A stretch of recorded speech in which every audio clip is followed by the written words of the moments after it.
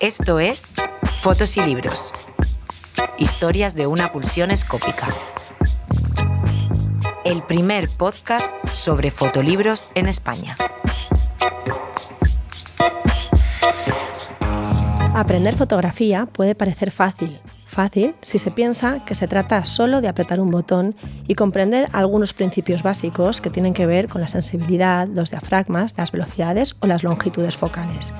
Y sí, apretar un botón es fácil, porque lo realmente difícil es mirar, seleccionar un encuadre, un instante.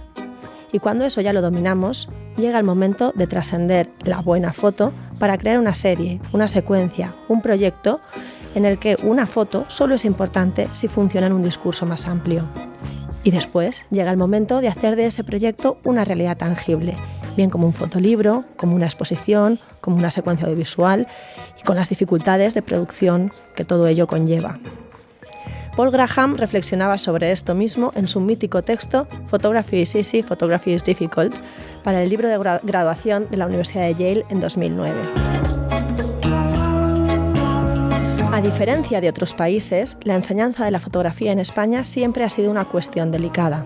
Canalizada institucionalmente a través de las escuelas de artes y oficios y los ciclos formativos, con un énfasis más técnico que teórico, en la práctica han sido muchas veces las pequeñas agrupaciones fotográficas, las iniciativas educativas privadas o los talleres con los propios fotógrafos y fotógrafas las que han realizado esa tarea de transmisión del conocimiento fotográfico y su expresión más profunda. Como si fuese una forma de artesanía, un secreto que se transmite de una forma directa por el maestro, un conocimiento que se enseña desde la experiencia más personal.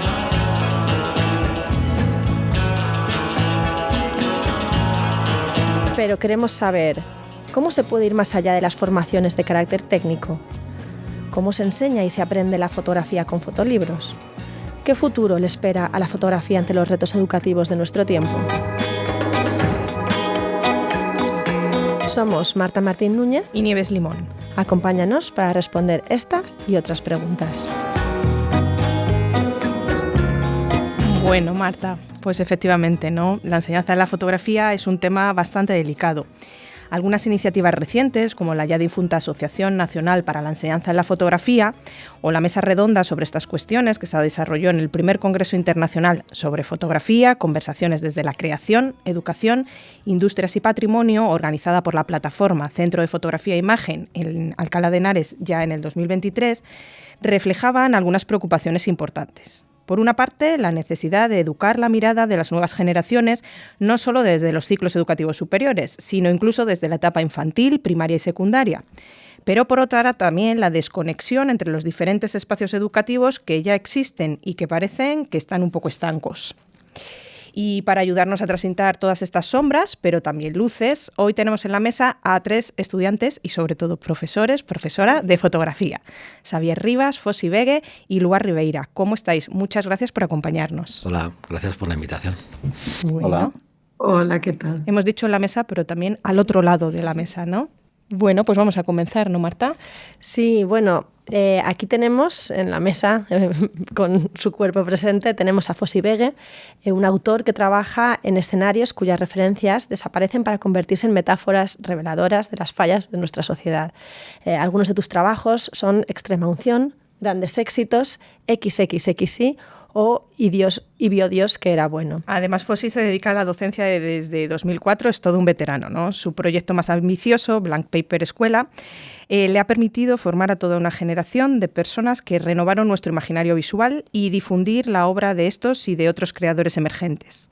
Actualmente desarrolla distintos programas pedagógicos en varios centros formativos. Fosi, muchas veces te defines casi como un apasionado del fotolibro y bueno, es que eres parte de la familia de Fiebre y una parte muy importante, cofundador de Fiebre Photobook. Fosi, Blank Paper Escuela, fue toda una revolución en la fotografía española de principios del siglo XXI. No solo por el trabajo de los que estabais detrás, sino por todos los fotolibros y proyectos que nacieron a partir de ahí, ¿no? ¿Cómo y por qué decidiste arrancar un proyecto así de disruptivo, ¿no? ¿Qué fue lo que crees que es más costoso y que puedes compartir hoy con nosotras? En ese momento, lo que para mí era fundamental es, yo viniendo de una formación muy técnica, y a mí me interesaba algo en lo que no primara la técnica, sino la posibilidad de experimentar, ¿no? De una cosa, trabajar mucho más con el lenguaje.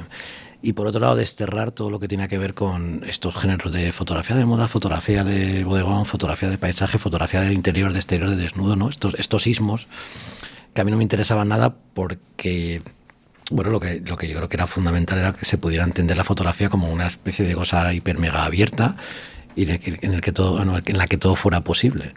Entonces era un lugar que convocaba precisamente a esa capacidad de experimentar, de trabajar mucho con el soporte también. O sea, hemos hablado de fotolibro, se trabajaba mucho con publicación, con fotolibro, pero también había espacio para pensar en trabajos que tuvieran que ver con la instalación, con la exposición, con el vídeo. De aquella, ¿no? Al principio de los 2000 también con la web, como un formato más de escaparate, ¿no? Como una obra un poco más, obra en sí misma, ¿no? Como digitalmente hablando. Y un poco esa era, y otorgando mucha libertad y sobre todo que hubiera una expresión muy, muy personal. También es importante porque en ese momento, en los primeros 2000, por lo menos con los alumnos o los fotógrafos con los que yo veía, o los alumnos con los que yo trabajaba, había mucha necesidad de buscar destinos exóticos, ¿no? Para producir tus imágenes. Y muchas veces de lo que podías hablar estaba pues debajo de tu casa, ¿no?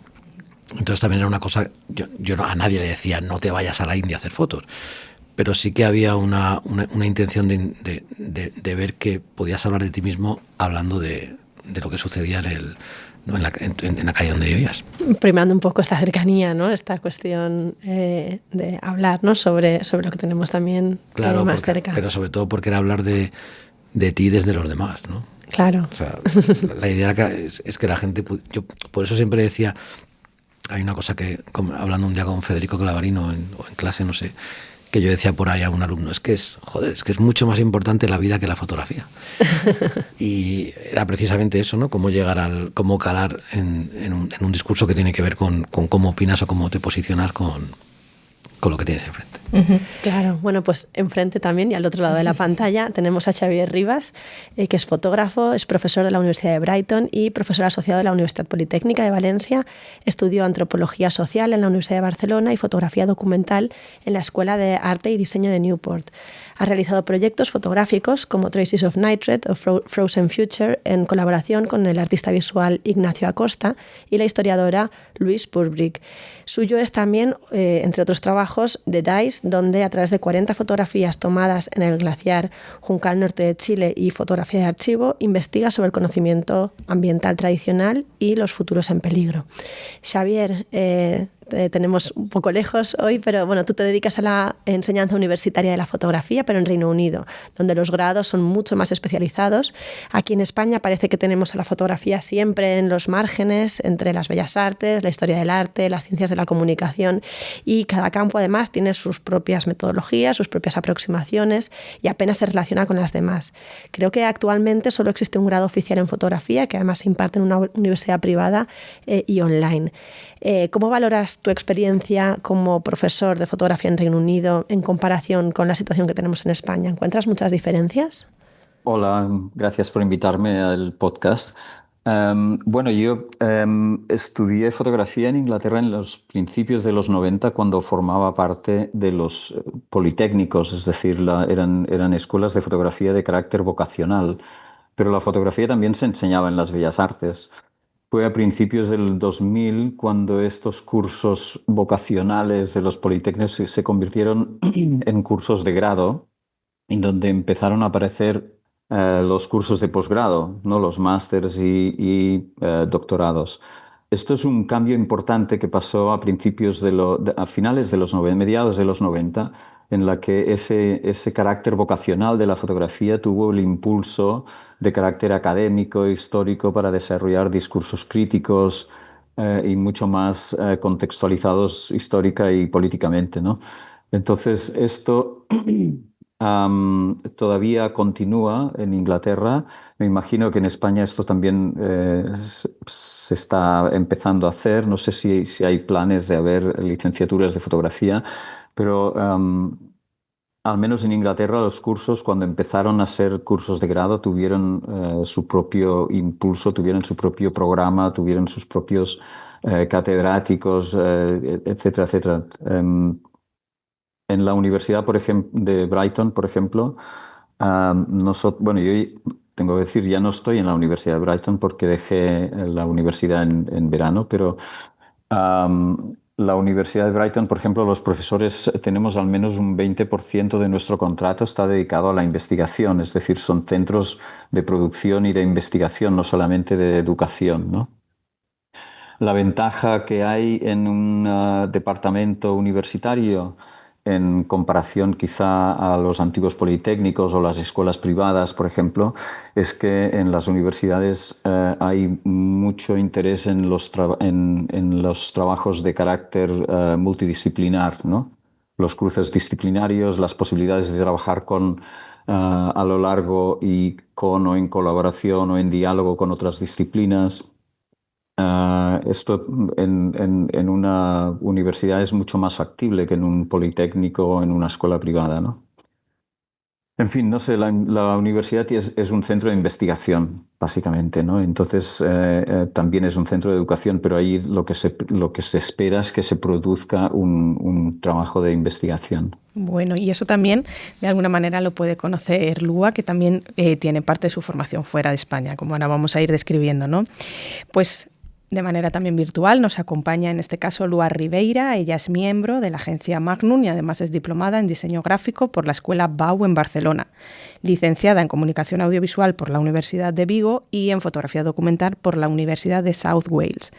Suyos son los fotolibros Subida al cielo o Agony in the Garden, entre otros. Y para describir su trabajo vamos a recoger aquí parte del statement que consta en el acompañamiento de algunos de sus libros publicados con la editorial Dalpine, ¿no? Y que dice: desde su identidad gallega, Lua Ribeira explora en su obra las dinámicas de opresión y los mecanismos de exclusión que imponen la cultura dominante. Su práctica se caracteriza por un enfoque colaborativo, una investigación rigurosa y una inmersión profunda en los temas que aborda. O sea que esto de la investigación creemos que también lo conoce bastante bien. Lua, además de estar invitada por su enorme valía como profesional en la fotografía y también como ponente, muchas charlas, encuentros en los que hemos podido asistir, pues en los encuentros de Arles, Foto España, el Museo Nacional Centro de Arte Reina Sofía, etcétera. Bueno, pues también nos interesaba mucho ese perfil de formación que en parte se hizo fuera de aquí, ¿no? Y creíamos que podía aportar, por tanto, valor a este tema. Así que queríamos empezar preguntándote, Lua, ¿por qué decides estudiar fotografía y por qué decides hacerlo también en otro país? ¿Y qué te aporta formarte en fotografía? ¿Qué te aportó a ti formarte en fotografía fuera de aquí? Hola otra vez. Gracias por invitarme también. Es un gusto estar aquí con Xavier y con Fossi.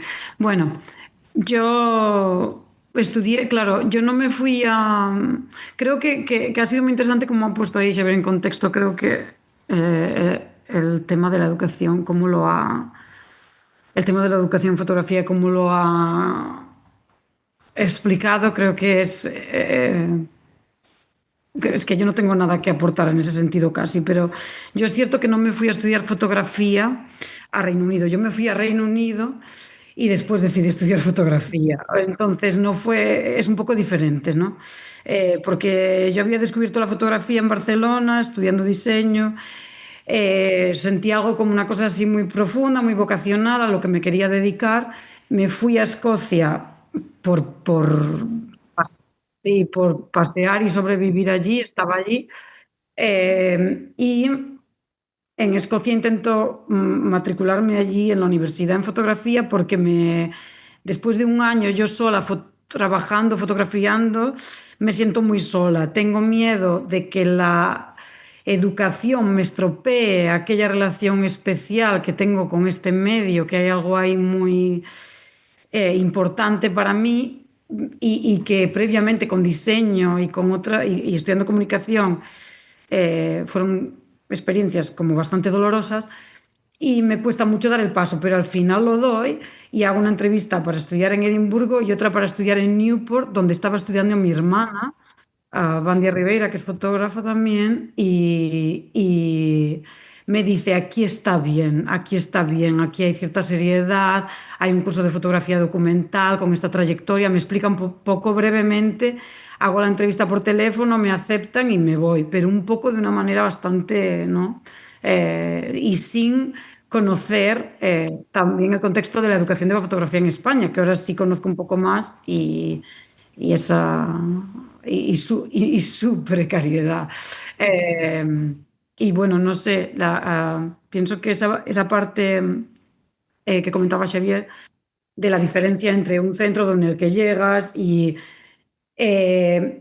se espera de ti, pues eso, ¿no? Un proceso de investigación, de experimentación. En esta escuela que estudié yo en Newport había una tradición marcada por la fotografía un poco de los 80, de Reino Unido, el color. Mi profesor era Paul Rees, había profesores invitados que venían un poco de esta tradición. Entonces, bueno, nosotros estábamos pues influenciados por ese contexto en la calle, fotografiando en este pueblo, experimentando constantemente, trabajando y en una dinámica súper intensa, ¿no? De estar en la biblioteca, de la biblioteca a la clase, que eran pocas, y a seminarios, y trabajando, produciendo trabajo. Fue una experiencia, ¿no? Donde creces de una forma, ¿no? Porque además estás como acompañado de estudiantes que están, por lo menos en mi curso, ¿no? Estábamos ahí un grupo de gente que estábamos totalmente inmersos, obsesionados. Y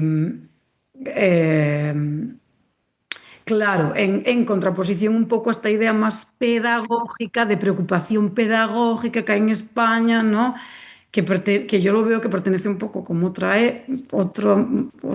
época, un poco, no sé, como donde no se prima que las personas que forman parte de este contexto, ¿no? Pues, comisarios, artistas, críticos, sean los que están en contacto con los alumnos y que se genere un tejido ahí, que se genere una estructura. Eso, y que se centre en estas cosas de la pedagogía, pues no sé, a mí esto me parece un poco... que constriñe, ¿no? Más que ayuda. Sí, que no tiene tanto sentido. Creo, ¿no? Que al final somos todos, si estás interesado en un tema, ¿no? Lo importante es que se genere. Y creo que es muy problemático que no haya eso, pues departamentos de fotografía, tesis, que no haya ese contexto, o sea, que no tenemos desde dónde crecer y que incluso iniciativas como Blank Paper o cosas que pasan de manera catártica, súper interesante ahí y tal, al final tampoco tienes dónde colocarlas, ¿no? Porque no. Entonces, bueno, me parece eso, un poco... Sí, bueno, pues para empezar muchas cosas. De hecho vamos a recoger con algunas de las ideas que has apuntado, ¿no? Sobre la precariedad igual o la falta de estructura, ¿no? Y vamos a leeros una cita que tenemos aquí preparada que dice: todo un grupo de fotógrafos se plantea no solo hacer un trabajo de creación, sino también de fundación y fortalecimiento de ciertas bases para la actividad fotográfica. Es un momento meritorio para toda una generación de esa época, que es militante y generosa. Se forman colectivos que organizan exposiciones, que crean foros de debate, que intentan proyectos de publicaciones. Hay realmente un trabajo colectivo, a menudo asambleario y desinteresado, que debe suplir la inhibición de la administración y de las instituciones. Bueno, podemos pensar que igual estas palabras son actuales, ¿no? Porque tienen mucho que ver con lo que estamos viviendo ahora también, pero no. Las escribía Joan Fontcuberta en 1978. Y quizá las mismas reivindicaciones de la llamada quinta generación de los años 70 podrían ser también las de la generación actual, ¿no? Entonces, Fossi, desde proyectos como Blank Paper Escuela, ¿tú crees que se puede suplir esa inhibición de la administración y de las instituciones desde la enseñanza? Bueno, en el caso de Blank Paper Escuela es lo que hicimos, porque no había ningún tipo de ayuda, ni de apoyo, ni de respaldo. De hecho, cuando empezamos ya un poco a salir y a ir a ferias en Ancine, en Ámsterdam, en Arles o en París Foto, donde nos movíamos, la gente flipaba de que fuera un proyecto privado, o sea, de que no tuviera ningún respaldo, ¿no?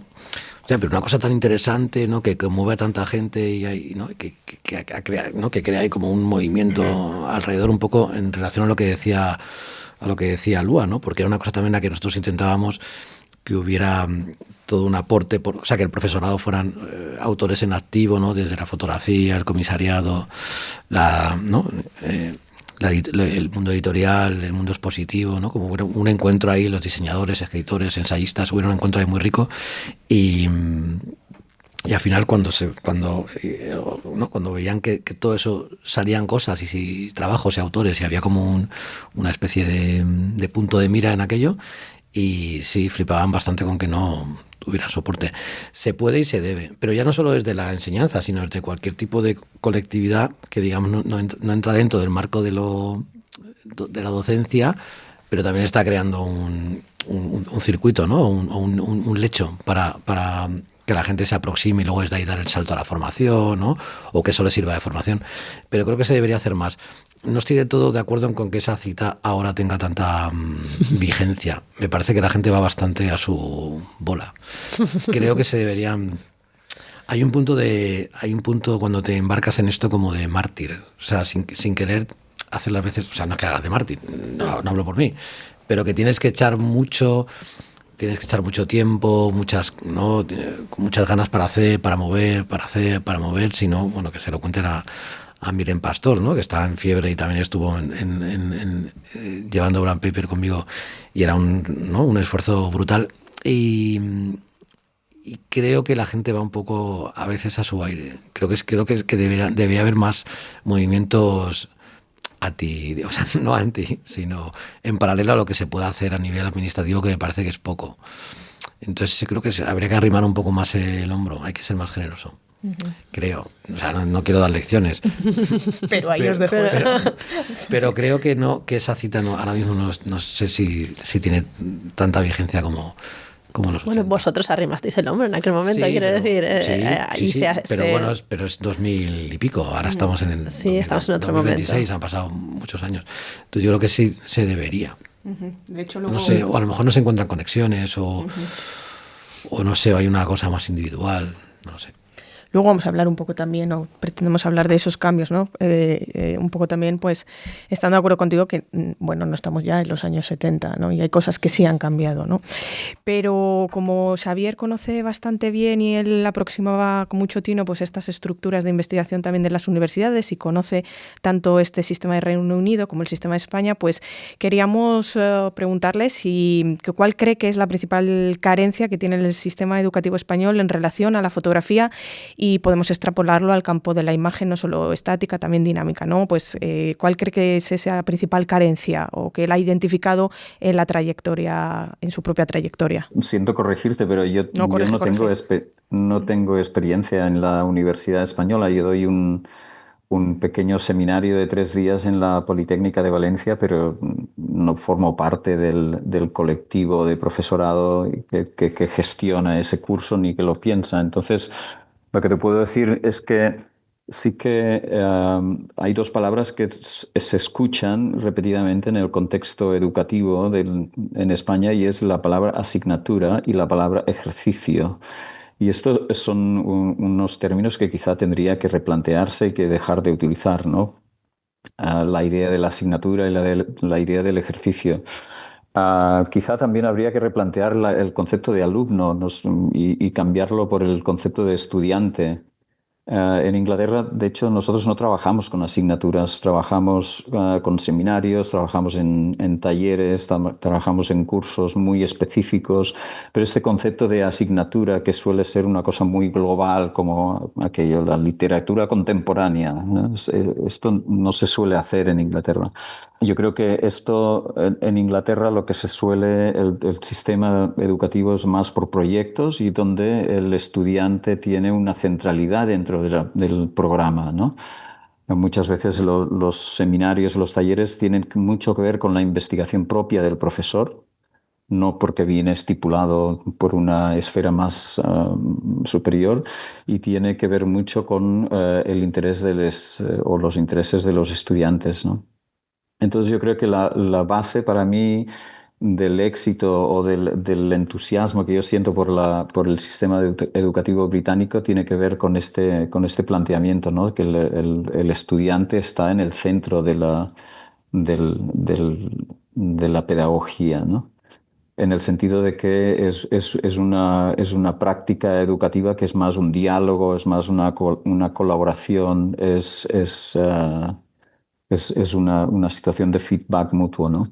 esos 3 días sí da, desde luego, para identificar efectivamente algunas cosas que comentabas en tu respuesta y que creo que son elocuentes también del sistema educativo español a nivel superior, ¿no? Y en materia de fotografía. Y como Lu hacía referencia a su trayectoria como estudiante, pues queríamos preguntarle si consideraba que una formación técnica y teórica superior para dedicarse profesionalmente a la fotografía es necesaria y si en su caso lo fue y bueno, si puede comentarnos un poco esto. Sí, claro, yo me quedo pensando en lo que estaba diciendo Xavier, que es muy interesante. Y me quedo Tenemos que decir que Lua estudió en el mismo curso que estudié yo. Yo lo estudié cuando el curso era en Politécnico y ella lo estudió cuando ya era un curso universitario. Es decir, que venimos un poco de la misma genealogía. Sí, Tenemos... sí. Me decía si lo veo necesario. Bueno, yo pienso que también se puede, que no hay nada malo en ser autodidacta, ¿no? O sea, necesario, sí, pero lo que creo que es eh, desde el punto de vista colectivo, desde el punto de vista de país, no sé cómo decirlo, ¿no? Sí, es necesario. Eh, pero perdona, ¿qué me preguntas? Sí, claro, creo que es necesario para que haya una calidad, un tejido, una estructura alrededor en este caso, de la fotografía, ¿no? Pero bueno, entiendo que, creo que Fossi decía antes, ¿no? Que administrativamente estas cosas en España son muy complicadas, que estamos ahí como en un sistema asfixiante, burocrático y que las cosas no. Y, bueno, un poco en la línea de lo que decía Xavier, ¿no? Que en Inglaterra tenía, ¿no? La educación un tono más pragmático, ¿no? Un tono más de ir a descubrir, ¿no? En qué estás trabajando, de qué va tu trabajo, te recomiendan lecturas, incluso con los profesores a veces las relaciones no son tan, lo que decías, ¿no? No tan jerárquicas, ¿no? Yo había profesores con los que las tensiones y las discusiones fueron lo que hicieron que creciera el trabajo y que, ¿no? Y lo que decía antes, esencial, ¿no? Que haya la posibilidad de tener, pues eso, un tejido, que se puedan generar departamentos de fotografía, que haya tesis, que se pueda, que haya una semilla desde donde crecer y hacia donde crecer, ¿no? Que haya un poco algo. Y sí, para mí estudiar allí fue muy enriquecedor, pero bueno, a veces es un poco difícil separar la parte personal tuya de experiencia vital de ese momento como estudiante y analizarlo como algo estructural, cuando yo realmente no he participado de la misma manera que Xavier de la universidad. Sí que es verdad que yo sigo dando cursos en la Universidad de South Wales a veces, pero de una manera muy, ¿no? Como invitada. Nunca he sido parte eh, de esa cosa más del día a día y de cómo funciona realmente la universidad allí, ¿no? Pero bueno, desde la perspectiva de estudiante, para mí fue un momento, como os decía antes, súper enriquecedor y un privilegio y una manera de crecer en muy poco tiempo, además viniendo de nada, ¿no?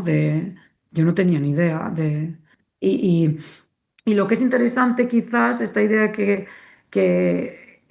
bueno, por una parte también, que es muy obvio, ¿no? Pero comentar que nosotros teníamos todos los medios al alcance. Había un laboratorio, No es tan había obvio. un laboratorio digital para imprimir.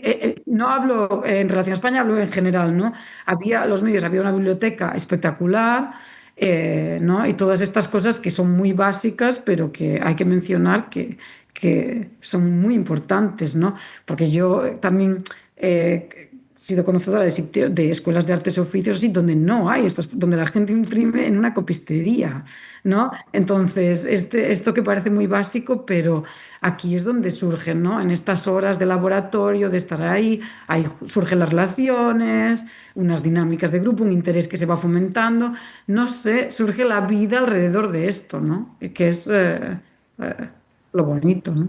Sí, no, es que está muy bien también que traigas ese tema porque no es tan obvio tener esa estructura pedagógica que damos por sentado muchas veces y que en ocasiones no existe de la manera que describes. Pero en cualquier caso sí que creemos que el tiempo desde los años 70 ha pasado y que algunas de las cosas que indican Xavier y Lua, al menos en algunas universidades actuales, se está trabajando en una dirección para cambiarlas, ¿no? En relación a lo que decía Xavier del tema de las asignaturas, cuando nosotros empezamos a hacer los cursos, nuestros cursos eran cursos de desarrollo, ¿no? Desarrollo de proyectos. Y había gente que sí que venía y decía, y te pedía un programa. Pero ¿y esto? O sea, un programa, quiere decir, un programa con particiones, con bloques, sí, un cronograma, con asignaturas, con cosas así. Y yo, bueno, si vamos a trabajar, ¿no? Vamos a trabajar. ¿Qué quieres hacer? El planteamiento era, ¿qué quieres hacer? Sí, bueno, yo quiero, ¿no? Había gente que lo tenía más claro. Pero sí que había una cosa ahí un poco rara en que no sabían muy bien, ¿no? No sabían muy bien qué iba a suceder, porque ese que iba a suceder tenía que ver precisamente con cómo cada uno de ellos iba a desarrollar el proyecto, ¿no? Entonces era más una cosa que venía de ellos que casi de la institución. Bueno, era solo. No, por completar, claro. Quizá esa libertad que tenían en Blank Paper de decir, bueno, decirle al estudiante, bueno, ¿y tú qué quieres hacer? Esta flexibilidad, esta libertad no la tenían los departamentos universitarios o las escuelas donde había una estructura y había unos créditos, etcétera, etcétera. Entonces la gran cosa es hacer una estructura que permita esa flexibilidad y que permita centralizar al alumno como hasta el punto de decir, no, aquí no hay un programa, ¿tú qué quieres hacer? Sí, así era. Pero pasa que había gente que eso, claro, no, le chocaba y se iba. Pero bueno, está bien porque era una selección natural, un cribado fantástico. No, y porque también venimos de una estructura que siempre te dice lo que tienes que hacer, ¿no? Claro. Una estructura educativa que siempre te marca un poco. Al final apela a una responsabilidad. Oye, lo que tú hagas es lo que vas a sacar de aquí. Y cuanto más hagas tú y más caña me des a mí, yo tendré que exigirme más a mí y a ti y a toda la gente que está trabajando aquí y a toda la gente que convocamos para que entre todos nos demos mucha caña. Era una cosa muy horizontal, además. O sea, en el sentido de, como lo que decía Lua, ¿no? La relación que teníamos nosotros con los alumnos era fantástica, ¿no? De tú a tú, con mucha exigencia, pero que era una cosa muy cercana. Y ahora doy clases en la universidad y, bueno, es que y en otros sitios y, bueno, depende también de... Yo recuerdo que se nos pasó por la cabeza en un momento los másteres que teníamos hacerlos universitarios y hablamos con una universidad que no vamos a citar porque no pasa nada. De cuyo nombre no quiero acordarme y aparte de la pasta que nos pedían, claro, ya empezaban a darnos una programación y una serie de cosas que fue como, es que esto no me interesa. Aparte de que siempre íbamos un poco a nuestro aire, como desde la libertad absoluta, pero yo cuando vi eso dije, esto no puede ser. Es que va en contra del espíritu de germinal. Sí, de la propia escuela, ¿no? También recuerdo ese momento en el que se pedían títulos, ¿no? Ya. Y yo quiero decir, así como anécdota, que tengo alguno certificado con firma a mano que era una cosa como muy loca. O sea, era prácticamente como un autógrafo ahí puesto. Bueno, sí, ¿qué necesitáis, no? Yo recuerdo que gente todavía después de cerrar la escuela te pedía un certificado. Y yo digo, pero un certificado yo no sé de dónde tengo esto, pero ¿y qué necesitas? No sé cuántas horas, para no sé qué. Sí. Y yo me lo inventaba, digo, ¿cuántas horas necesitas? No, es que necesito 200. Pues venga, 500. Este hombre ha hecho un curso con 500 horas, ya está. Todos contentos. Bueno, vale, luego pondremos muchos pititos para esto y ya está. Bueno, nada. Más allá de estas cosas, y aunque sigue habiendo muchas problemáticas que hablaremos, sí que creemos que desde los años 70 hasta hoy pues han pasado muchos años y convivimos con un escenario, incluso en la universidad, un poco diferente, ¿no? Alfabetización mediática, cultura visual, estudios de la visualidad, cuando hablamos de procesos de investigación, pues son términos frecuentes e importantes también para la investigación fotográfica. Y aunque ha costado muchos años, pues a partir de julio de 2023, que se da también el pistoletazo de salida al Centro Nacional de Fotografía, bueno, intuimos que pues tampoco despistará la importancia de los procesos formativos cuando hablamos de fotografía. Vamos, que quizás podemos decir que no estamos en el mismo punto que en los años 70 y que algunas de las problemáticas que habéis señalado aquí se están intentando solventar también con estructuras tan difíciles de mover, ¿no? Tan inamovibles como las de la propia educación superior reglada en España, ¿no? Bajo vuestro punto de vista, el escenario actual que acabamos de describir, con estos y otros hitos sociales, culturales, ¿creéis que es más propicio para que haya una mejora a futuro en la enseñanza fotográfica o seguís siendo un poco pesimistas en este sentido? Sí, empieza tú, si quieres. Pues. Yo no soy pesimista, porque siempre hay cosas, y un poco como decía Lua, puede ser yo de hecho hay mucha gente que me pregunta ¿dónde puedo estudiar? Y yo digo, pues mira, haz muchas fotos, pásate mucho tiempo en la biblioteca, y luego de vez en cuando pues queda con fotógrafos o con gente que te interese su criterio y habla con ellos y sigue trabajando, si no te da el dinero o las ganas de hacer otra cosa. Pero bueno, al margen. Yo es que el problema lo veo más desde la base. O sea, yo veo un problema de cómo, ¿no? En el cole a los niños y a las niñas ¿no? tienen que leer y tienen que multiplicar y tienen que saberse el calendario así como, ¿no? Y todo el esfuerzo radica en que sepan leer y escribir, pero no saben leer una imagen, ¿no? Y no saben cuando una imagen está atentando contra su libertad y cuando está siendo un acto xenófobo, racista o violento, ¿no? Entonces yo creo que antes de pensar en esta cosa un poco más elitista, si quieres, de convertirte en artista o fotógrafo ya con cierta madurez después, yo creo que la cosa debería arrancar mucho antes. Entonces, quizá después de toda esa educación visual que está a la orden del día, porque estamos todo el día comunicándonos con imágenes y más la gente más, las generaciones más tempranas, más pequeñas, a mí me parece que tendría que haber como un esfuerzo bestial para tener todo ese fondo. Y luego entiendo que la gente llegaría a decidir qué hago o qué no hago fotográficamente, o dónde estudio, dónde no estudio, pero porque ya hay una base un poco de alfabetización visual potente. Yo había hecho un proyecto que luego no llevé a cabo porque nadie lo quiso comprar, y era una cosa como pasándome un poco las misiones pedagógicas ¿no? antiguas, pues en la República, pues una cosa que era la furgo, lo llamaba yo, ¿no? Entonces era como una furgoneta, que se llamaba furgoneta Proyecto Ambulante de Alfabetización Visual.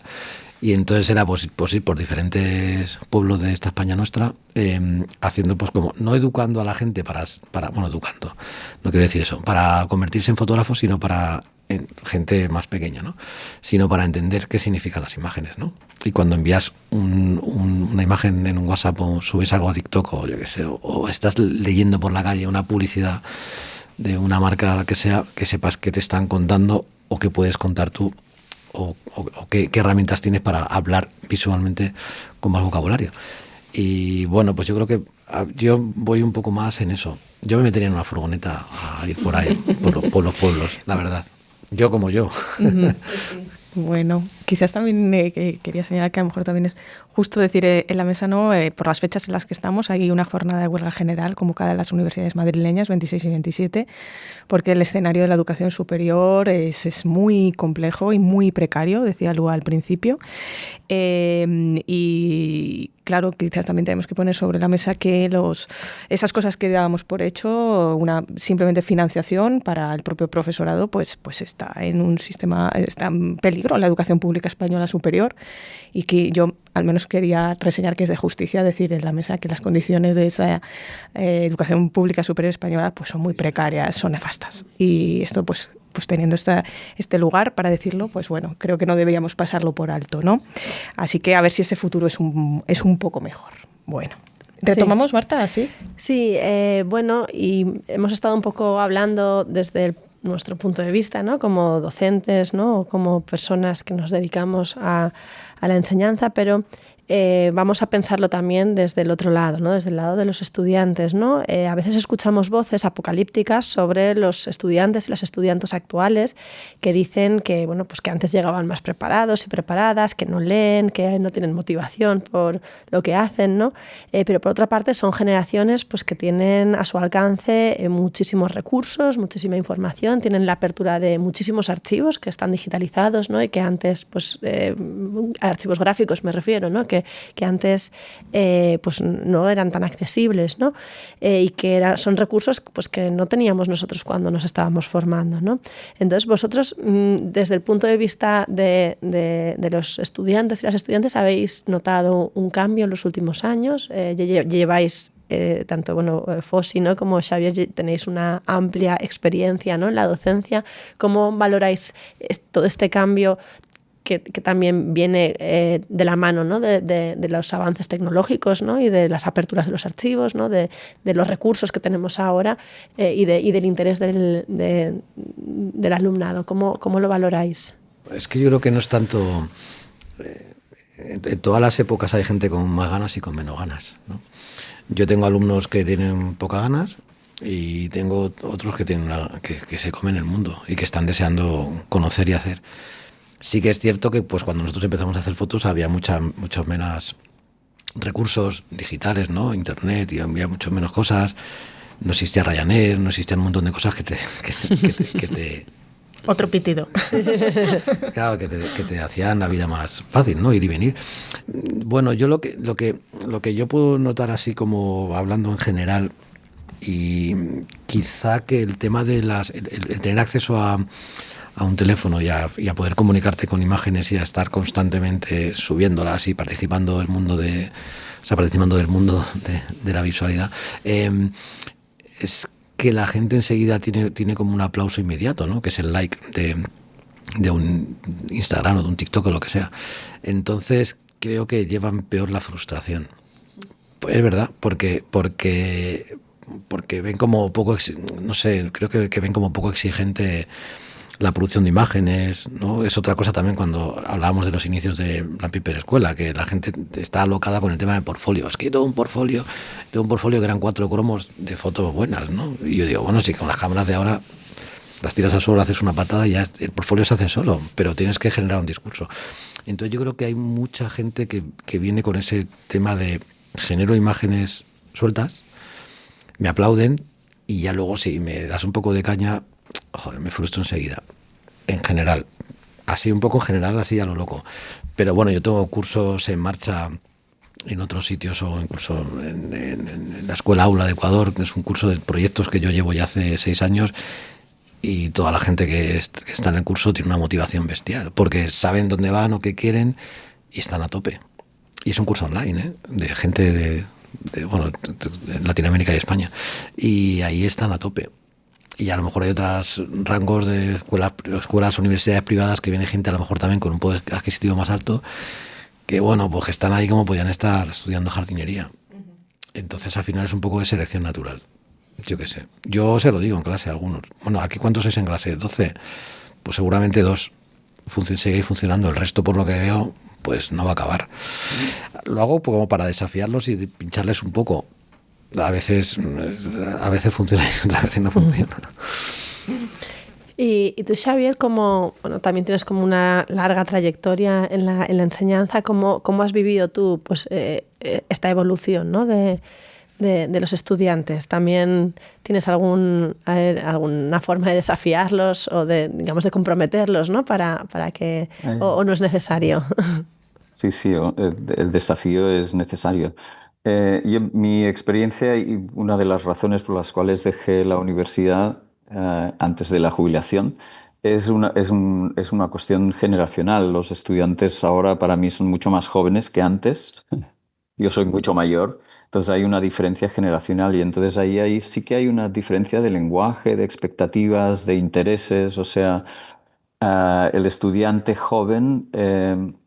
también es cierto, un paréntesis, la universidad británica ahora se paga, claro, antes era una universidad pública y ahora el estudiante asume una deuda descomunal en Inglaterra. En España quizá no tanto, pero en Inglaterra un estudiante puede salir endeudado 50.000 libras al cabo de 3 años. Entonces hay una presión ahí muy fuerte. Entonces esto quiere decir que esa idea del viaje...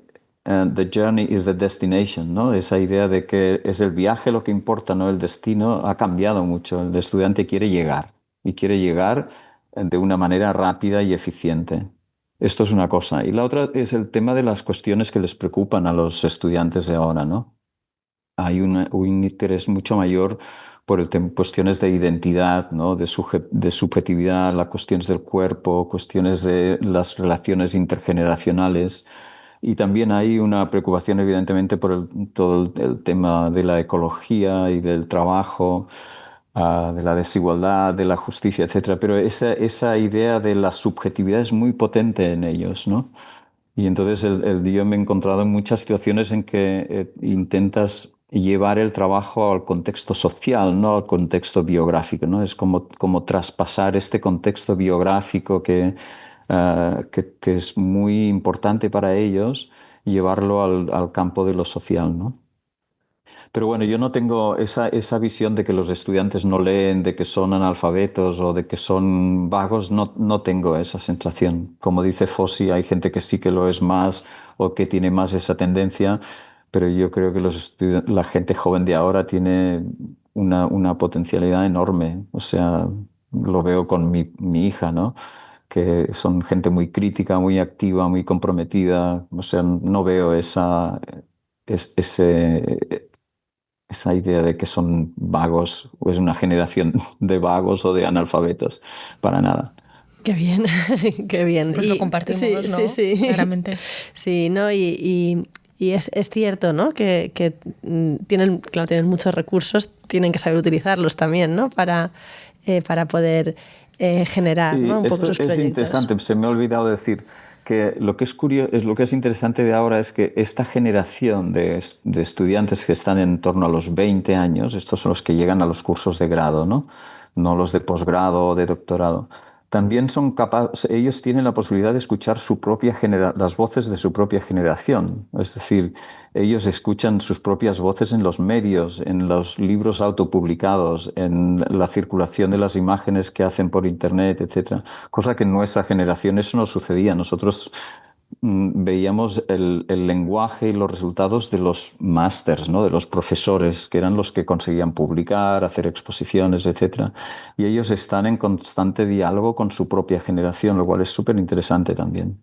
Quería decir ahí una cosa, que eso me parece súper interesante, pero también me parece un arma de doble filo, porque al final a mí me da la sensación a veces, yo que doy talleres, a veces que no es la misma relación con los estudiantes, pero que hay una especie de cosa viciada en torno a la foto, concretamente cuando la fotografía no dialoga con otros, no cuando es solo fotografía y muchas veces relacionada con todo el mundo del fotolibro y tal, que hay una especie de cosa viciada donde realmente no conoces el origen de lo que estás viendo y donde hay una cosa donde los alumnos se alimentan no unos de otros, pero casi, o sea, de una generación a lo mejor previa o incluso algo que está pasando al mismo tiempo y se da una cosa un poco que yo creo que no es nada enriquecedora a veces, ¿no?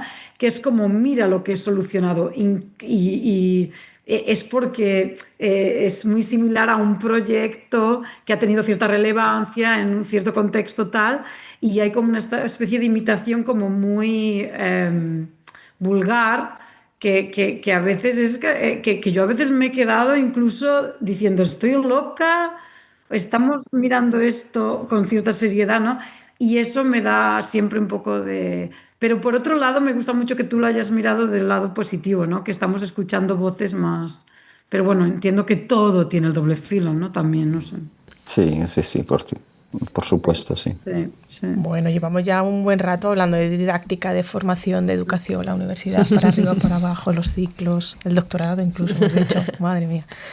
Pero no se nos olvida que este es un podcast de fotolibros, ¿no? Y que, por cierto, los vuestros suelen entrar en los exámenes que Marta y yo ponemos, porque tenemos que poner exámenes, fíjate, Fossi. Y títulos y todo, y créditos y todo esto, ¿eh? Pero bueno, ahí vamos, navegando entre lo reglado y lo no reglado.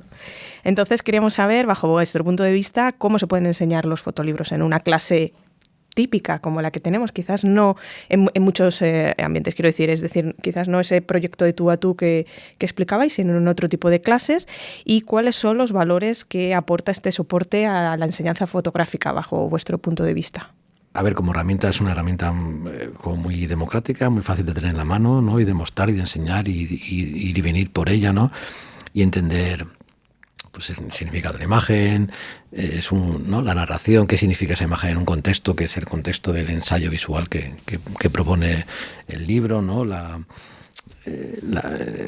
cubierta quiero decir, me refiero al soporte, ¿no? Porque tiene que tener un tamaño, una dimensión. Y hablaba de esto un poco de lo de las disciplinas, porque yo aparte del libro como libro, me gusta enriquecerlo con otras manifestaciones que tienen que ver con todas las artes, ¿no? Porque si no, insisto, me parece como muy, muy pobre. Entonces a mí me da mucho pie a abrir un libro y enseñar otro y relacionar esa imagen con un grabado de no sé quién o con una xilografía japonesa de no sé quién o con lo que fuera, ¿no? Con una escultura románica en un arquitrabe, lo que fuera. Entonces, bueno, creo que, y a pesar de estar en un podcast de fotolibros, creo que por sí solo a mí me parece insuficiente, ¿no? Hay como que nutrirlo de muchas otras cosas. Eso no quita que a mí como herramienta me parece fundamental. Cuando abrimos la escuela, lo único que teníamos era un local que nos dejaban los sábados por la mañana, y yo ya tenía un montón de libros que funcionaban como herramienta, ¿no? Y muy de uso y de tocarlo y que la gente participara de ellos. Entonces, en ese sentido, como herramienta, pues me parece fundamental. Uh-huh. Y en tu caso, Lua, también, ¿qué valores crees que puede aportar un fotolibro en una clase, en un proyecto, como profesora o como estudiante? Sí, muy, muy, muy en la onda de lo que acaba de decir Fossi, ¿no? Al final para mí no dejan de ser un contenedor, un soporte. No tengo un gran fetichismo por, ¿no? Tengo un gran fetichismo por los libros, pero no por los fotolibros, ¿no? Entonces, exacto, para mí los catálogos de pintura, de pintores son los libros en los que más me he sumergido, ¿no? O... em, sí, realmente yo he tenido una relación complicada con la idea del libro porque, bueno, me ha costado visualizar el trabajo dentro de un libro, mi trabajo, y entender que era un soporte, que es un contenedor, bueno, que es muy accesible, que hace el trabajo accesible, que es muy interesante, pero bueno, según el trabajo de cada uno, pues se convierte en más protagonista de la obra o no, del trabajo, ¿no? Pero bueno, en el sentido de material, de herramienta, de poder tenerlos, bueno, para mí es esencial, ¿no? Tener una buena biblioteca a la que poder acceder cuando estábamos estudiando, ¿no? Era como, ¡fua! Te descubre tantos universos, y además en el sentido de la imagen de una manera muy libre y muy a veces descontextualizada, que a mí también me interesa mucho, ¿no? El de repente entrar en un universo que te interesa un poco, pero no tanto, pero me pillo aquello de aquí, aquello de allá, y todo es como a través de libros de imágenes, ¿no? Sí, sí. Sí, Un es todo, poco lo mismo que todo decía gracias José, ¿no? a Abby Una Warburg, ¿no? herramienta. A mí la palabra fotolibro no me gusta, yo intento evitarla al Estamos en el máximo. último capítulo. La palabra fotolibro se la inventó alguien, sobre todo anglosajón, y lo que ha hecho es hacer un detrimento de la imagen fotográfica en la página impresa, porque hay muchas imágenes fotográficas en libros que no son fotolibros, y hay muchos fotolibros que no tienen fotografías, muchos, pero pueden no tenerlas. Entonces yo prefiero utilizar la palabra libro, como decía Lua, o si me aprietas libro de fotografía, pero también esto entra en detrimento de mucho material impreso que contiene la fotografía y que son súper interesantes, ¿no? Los libros, publicaciones de mano, de handouts, ¿no? De galerías o material efímero que circula, que se hace para circular, no necesariamente para comercializar. Y entonces los ingleses tienen eso, printed matter, ¿no? Que me parece súper interesante. Entonces, para mí el libro es un soporte fantástico, pero tampoco no es el soporte prioritario de los trabajos fotográficos. Además, los trabajos fotográficos tienen muchas vidas y muchas formas de presentación, ¿no? Hay cosas que se pueden presentar mejor en una pared, y hay cosas que se presentan mejor en un libro, o se presentan mejor en una página web, o se presentan mejor en una conferencia. O sea, el mismo trabajo tiene múltiples facetas que hay que saber resolver, ¿no? Y el libro es súper interesante porque uno lo puede habitar, ¿no?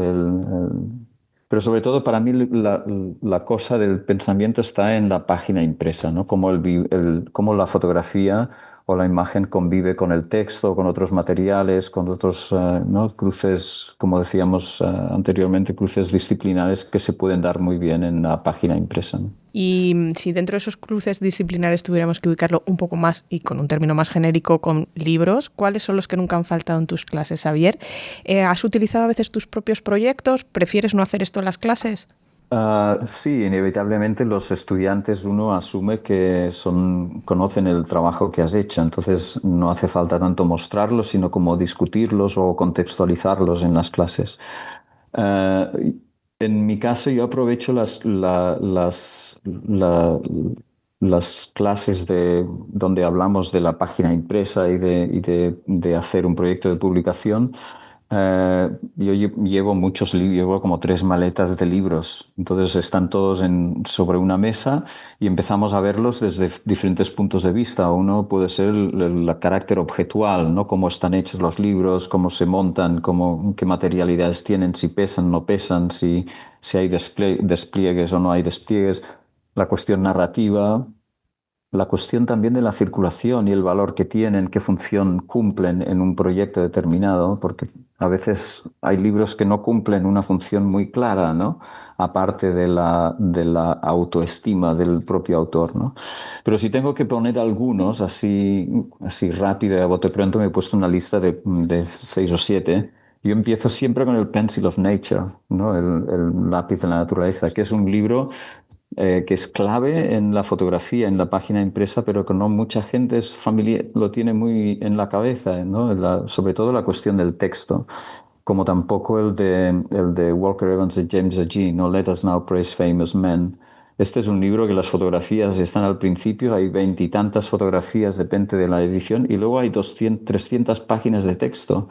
O sea, ¿y cuánta gente ha leído este libro o lo ha leído bien o lo ha releído? Entonces, digo de la fotografía, ¿no? Entonces, yo siempre empiezo con esos dos y esos dos hay que leerlos. O sea, y comentamos la relación que hay entre texto e imagen y cómo funcionan, ¿no? Luego, así como más cercanos, Lothar Baumgarten, que es un artista que, como no está en la órbita del fotolibro de Martin Parr, Jerry Butcher ha pasado más fuera del circuito, pero tiene todos los libros que ha hecho, libros y catálogos de exposiciones son increíbles. O sea, es un trabajo de carácter muy etnográfico también, pero a nivel de edición de material impreso es increíble, ¿no? Me gusta mucho la fotografía alemana de Alemania del Este, Michael Schmidt, Volker Heinze, y la gente asociada a ellos en aquel momento como John Gossage o el mismo Paul Graham, que en su versión de New Europe también tiene mucha conexión con ella. Candlestick Point de Louis Baltz o los tableaux de Jean-Marc Bustamante. Y ya para terminar, así más concretos, específicos, contemporáneos o de ahora, que tienen que ver mucho con el tipo de trabajo que me gusta hacer o que estoy haciendo, sobre todo los de Uriel Orlo, Soil Affinities, y luego también un libro precioso que hizo Carolina Caicedo que se llama The Serpent River Book. Es un libro obra que es súper interesante como concepto y como pieza y la función que tiene dentro de su trabajo. Pues muchísimas gracias por la hay más, qué claro. Generoso. Qué generoso. Qué generoso, Xavier. No sé si Lua quiere añadir algo al respecto o algún título. A ver, yo realmente los libros que cuando hago un taller y te ves, ¿no? Como con tu piscina ahí de referencias y estás viendo un trabajo, intentas por dónde, ¿no? Con qué lo relacionas a veces. A veces incluso rechazo esto porque digo, vamos a ver qué pasa sin esto, ¿no? Quizás esto es un problema, ¿no? Como son periodos muy intensos y muy cortos, a veces quieres experimentar con cierta ligereza y ver qué pasa y lo recomiendo como al final. Pero sí, bueno, dependiendo mucho de lo que vea que el estudiante está o que la persona que está en el taller esté un poco tal. Yo así como libros a los que siempre, o no siempre, últimamente eh, aparecen, ¿no? En tu piscina un poco de manera más inmediata. Últimamente a mí me interesa mucho un libro de Boris Mikhailov que se llama Tea, Coffee, Cappuccino, que me hace, me estimula mucho a la hora de pensar en fotografía. Siempre tiro hacia Diane Arbus como algo muy, ¿no? Muy interesante desde la perspectiva actual, también en lo que comentaba antes Xavier de esta cosa de lo subjetivo, de la historia de uno, de la identidad y tal, como hay ahí un crossover interesante entre una perspectiva más amplia y una cosa muy íntima. Bueno, y a mí me interesa como fotógrafa también porque hay una cierta ligereza, una cierta espontaneidad en la imagen, un cierto error en la imagen que siempre me interesa. ¿Qué más? ¿Qué más? Eh, bueno, Unity de Michael Smith creo que es que comentabas antes, creo que es también un libro muy interesante a la hora de concebir ciertos trabajos porque, bueno, consigue a través de esta colección de imágenes hacer un ejercicio con el libro que te lleva, que te mete en un túnel, ¿no? Entonces para ciertos trabajos creo que es muy útil, ¿no? Creo que es un libro que también muy... ¿cómo se dice esta palabra? Muy contundente, ¿no? Que te lleva muy rápido a una visión. Goya, yo siempre tiro de Goya, porque Goya para mí es muy fotográfico. No eres la única de aquí en la Goya mesa. son como fotos y estos fondos que no hay fondo. Esto me lleva también a algo muy contemporáneo que me interesa. No sé tantos, ¿no? Pasamos Sí. a la mesa y al libro de Goya que tenemos aquí encima de la mesa. Como una promoción. Este es el del catálogo del Prado, ¿no? Sí, el de dibujos. Sí, este está bien. Aunque no me encanta ese libro, pero bueno. No, bueno, como libro no, pero está Una guay. buena colección ahí. Pues a mí me preguntan, yo, me gustan muchas cosas, no desde el principio hasta el fin, un poco de la historia del libro de foto. Un poco como decía Lua, yo para mí intento ver de todo y ver muchas cosas. Para los estudiantes, pues intento enseñarles cosas que no tengan nada que ver con lo que hacen, porque parece un error, pero sí que les intenten estimular bastante. Y ya desde siempre y últimamente mucho más, las cosas que consumo para mí me interesan más cuando tienen una carga política de fondo potente. O sea, puedo disfrutar de un libro por la belleza de las imágenes, pero me voy a cuestiones más políticas, con un fondo crítico importante. Entonces, en ese sentido, para mí cabecera, sí, los dibujos de Goya en sí mismo como tal, y digamos así como haciendo un salto en el tiempo muy profundo, pues que tengo también aquí Susi, etcétera, de Mikhailov, porque aparte tenemos la suerte de que está vivo. Yo tuve la suerte de conocerlo, está aquí, miren, que se acordará, que vino a la escuela porque quería conocer lo que hacíamos y nos dio un abrazo y nos dijo, qué bien lo estáis haciendo. Y yo dije, ya está, pues ya mañana me puedo morir. Y vino con su mujer. Bueno, y entonces me parece un tipo tan fascinante, tan crudo, ¿no? Tan libre, tan contra todo, que es como, bueno, entre Goya y él creo que me quedo con ese universo. Y luego así un poco de lo último no, pero una cosa que hace un par de años me gustó mucho es el trabajo de What's Ours de Miriam Boulos, porque creo que es un poco como al hilo de lo que hacía Mikhailov en la Ucrania perestroika, ¿no? Pues como también ella desde el Líbano, haciendo un trabajo de desobediencia y rebeldía, ¿no? Como esos cuerpos desnudos, esos abrazos, esos besos entre gente que supuestamente no debería besarse, y cómo se mezcla un poco la manifestación en la calle con la manifestación quiero decir, en la calle, la protesta, con la manifestación del cuerpo y el abrazo como una bofetada al sistema. Pues creo que es como, bueno, que hay que verlo, hay que conocerlo. Me gusta mucho. Y me gusta, bueno, es que me gustan muchas cosas. Como no tenía maleta con ruedas, pues lo que he traído. Que no es poco. Lo que tenemos aquí encima de la mesa ya es bastante potente. Bueno, pues con vuestras palabras sobre el aprendizaje vamos a despedir el episodio de hoy. Así que muchas gracias a Xavier, a Lua desde la distancia y a Fossi por acompañarnos aquí en el estudio hoy. Y bueno, abríamos este último capítulo con la referencia al texto de Paul Graham y vamos a permitirnos cerrar también con él, ¿no? En su texto él dice: y entonces llegará el día en que esa foto sea lo suficientemente perfecta para pensar que está terminada, creada, concebida, hecha y ha cumplido su objetivo, una aportación, y todo su esfuerzo, esa frustración, ese tiempo y ese dinero quedarán atrás. Ha merecido la pena porque es algo auténtico que no existía antes de que tú lo crearas, una sentida obra de arte, una obra de fuerza y sensibilidad que habla de este mundo y del lugar que ocupan los seres humanos dentro de él. ¿No es una maravilla? Pues es una maravilla, la verdad, Marta. Muchas gracias por estas palabras, ¿no? Esta esperanzadora reflexión sobre la fotografía que nos llevamos también al terreno de los fotolibros, pues nos permite despedir la temporada. Cada fotolibro publicado es un esfuerzo enorme, no solo de su autor y de su autora, sino compartido por un equipo de personas que trabajan en diferentes campos. Es una mirada auténtica, materializada, hecha de papel y tinta, que perdura, que habla del mundo y que habla al mundo, que habla de nosotros, de nosotras mismas. Si tenemos suerte, puede que alguien coja ese libro y en un futuro lo abra y pase sus páginas y conecte con él.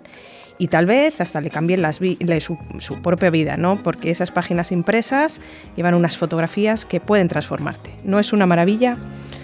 Pues sí, es una maravilla y no podemos cerrar sin nuestra coletilla favorita, porque como siempre decimos, para todas las personas que nos acompañan, queremos recordar que las referencias de todos los libros, los trabajos que hemos dado en este episodio estarán recopiladas en la web de Fiebre Photobook. Porque este podcast, como si fuera un fotolibro, es para que lo escuches, lo leas y lo mires fuerte. Esto ha sido Fotos y Libros, historias de una pulsión escópica. El primer podcast sobre fotolibros en España. Un proyecto producido por Fiebre Photobook, grabado desde los estudios de la República Independiente de la Radio y guionizado y presentado por Nieves Limón y Marta Martín.